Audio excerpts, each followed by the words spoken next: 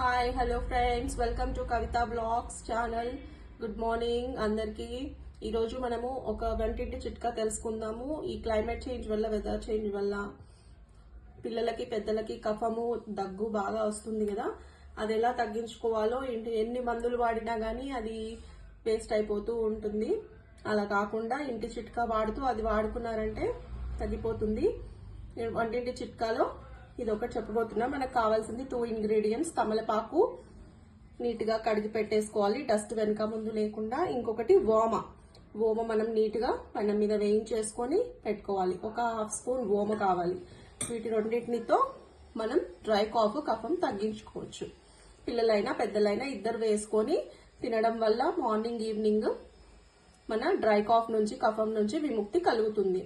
దీన్ని ఫస్ట్ తీసుకొని తమలపాకుని ఓమ అందులో ఒక 1/2 టేబుల్ స్పూన్ వేసుకొని ఇలా చుట్టేసుకొని రోజు తినడం వల్ల మనకి కఫం నుంచి, దగ్గు, డ్రై కాఫ్ నుంచి విముక్తి లభిస్తుంది. పిల్లలకైతే ఇవి రెండు మన నోట్లో కానీ అట్లా దంచేసి దాని పసరుని 1 టేబుల్ స్పూన్ పట్టించేస్తే పిల్లలకి మార్నింగ్ ఈవినింగ్ కఫము అదంతా కూడా వెళ్ళిపోతుంది అనమాట. డ్రై కాఫ్ నుంచి విముక్తి కలుగుతుంది.